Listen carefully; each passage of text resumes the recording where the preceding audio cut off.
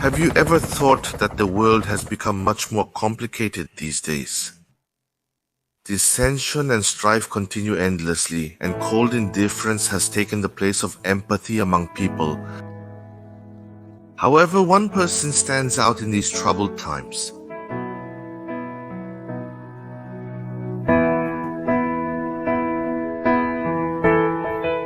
He is a person with so many stories to be remembered simply as a pop sensation. He is a person who tried to cure the world's pain in his own way. Why should we remember him again now?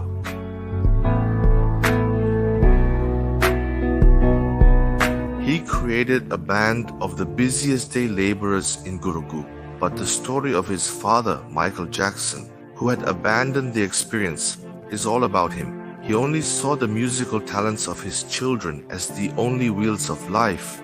Music was not a hobby, but a family's survival was at stake, and he tried to construct his frustrated dream through his children. The band's success was explosive. Weary-faced father Joseph Jackson would come home and line up Michael and his brothers in a row. What he held in his hand was either a belt or a guitar string. These were used as tools to discipline his sons. Especially for Michael, it was unbearable to the point of being explosive. Don't laugh. If you smile on that face, something pops out that dimple. Even when you just breathe, it can be seen. Michael took a breath. He died. Fathers, Difficult? the criticism goes deep into the rookie.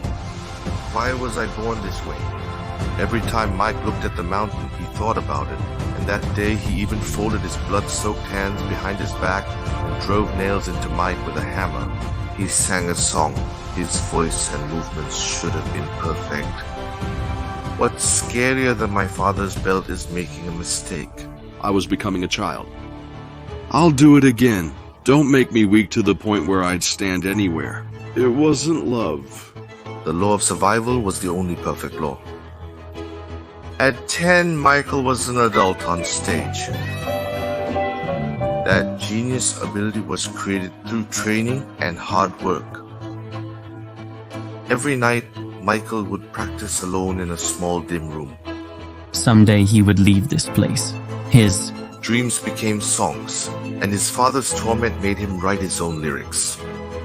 The deepest wounds produced the most beautiful songs. He used the wounds of his youth as a foundation and built his dreams on a grand scale. However, there was one resolution that he did not forget. children should not suffer as I did. These words became his mantra throughout his life and music. Michael visited children's hospitals in every city where his concerts were held. He personally held the hands of sick and fighting children, supported their treatment expenses, and gave their families hope. It was not just a one-time visit. He consistently contributed to improving the lives of these kids.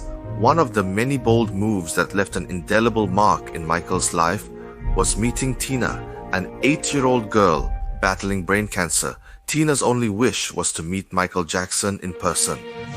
Despite his busy performance schedule, Michael went to see her and held Tina's hand in the hospital room and said this: You're a strong kid. Believe that you can get up and play again. He covered all hospital costs for Tina and gave her and her family a gift of hope. In this way, Michael conducted over 100 charity concerts in 45 countries, and a significant portion of the concert revenue was donated to children's hospitals, welfare organizations, and educational programs. His donations total around $300 million, a staggering sum equal to about $4.4 billion. As a result, he was entered into the Guinness Book of Records as the entertainer who had made the most donations in history. Michael, who wanted to heal the world by turning his pain into love, progressively incorporated more of a personal touch into his music. His music began to contain messages of peace and love for humanity, and through this, he sought to heal himself and change the world. Although he faced racial discrimination, poverty, grief, and seemingly never-ending wars, he tried to cope with all these through his music. The 1991 Black or White music video was especially groundbreaking, where faces of various races were blended into each other, portraying diversity and unity. At that time, it was a revolutionary technique.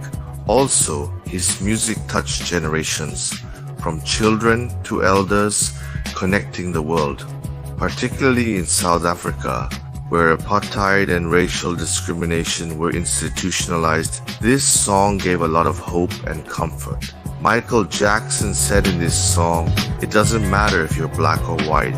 The message was simple, but it shook the hearts of people around the world. When I see the audience laughing, applauding, and being moved, that's when I truly feel my energy. In that moment, I realize my purpose in life.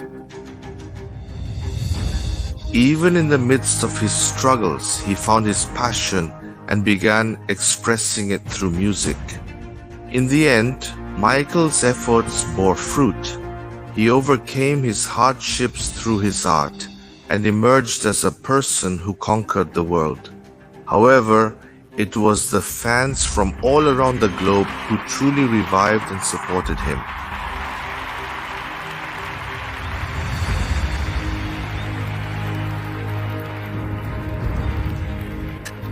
The reason he worked so hard was because he wanted to provide comfort to those who were going through the same hardships as him.